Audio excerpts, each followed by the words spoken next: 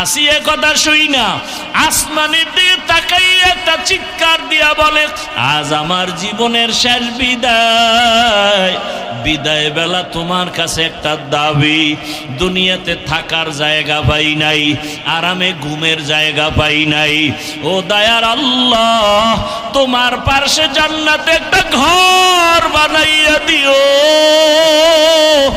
তোমার পাশেই যেন আমি জান্নাতে একটু থাইকা আরাম করতে পারি।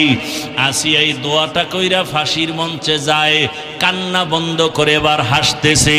ফেরাউন কয়, বিপদের সময় কান্না বন্ধ, হাসো কেন? আসিয়া ডাক দিয়ে কয়, ফেরাউন আমি যা দেখি তুমি তা দেখো না। আল্লাহ আমার অন্তর চক্ষু খুলে দিয়েছেন, আমি তাকাইয়া দেখি ওই জান্নাতে আমার ঘর, ওই ঘর আমি এখন নিজে চেহারাটা দেখতেছি। আসিয়া ওই এত বড় বেঈমান ফেরাউনের ঘরের আসিয়ার খবর জানেননি। আসিয়া একদিন কি যেন হাতের মধ্যে নিয়ে কাজ করে, হঠাৎ পড়ে গেছে। ফেরাউন পেছনে দাঁড়ানো, আসিয়া খেয়াল করে নাই। আসিয়া জিনিসটা উঠাইতে গিয়া বিসমিল্লাহ বলছে। ফেরাউন শুই নাই, মাথা গরম হয়ে গেল। ডাক দিয়ে কয়, আসিয়া তুমি কার নাম বললা?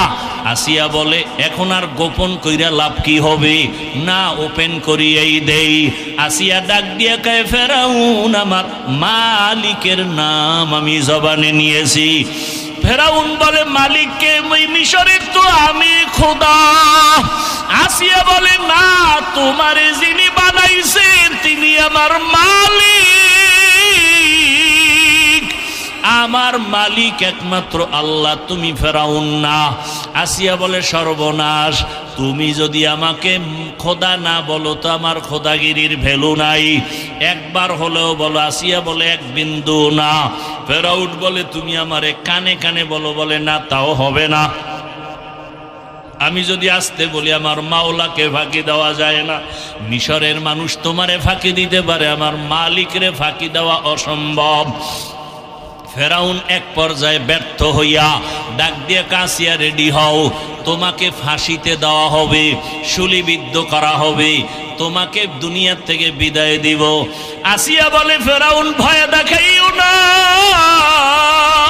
দুনিয়াতে একবার আসি, একদিন যাব, তবে আমার মালিকের না নিয়ে যাব না। আমার অন্তরে যে মালিকের মহাব্বত, আমার এখন টাকার মহব্বত নাই, ক্ষমতার মহব্বত নাই, আমার পরিচয় আমার মালিক, আমার অন্তরে আমার আল্লাহকে জায়গা দিয়েছি। এখন আমার মরিয়া গেল আমার শান্তি।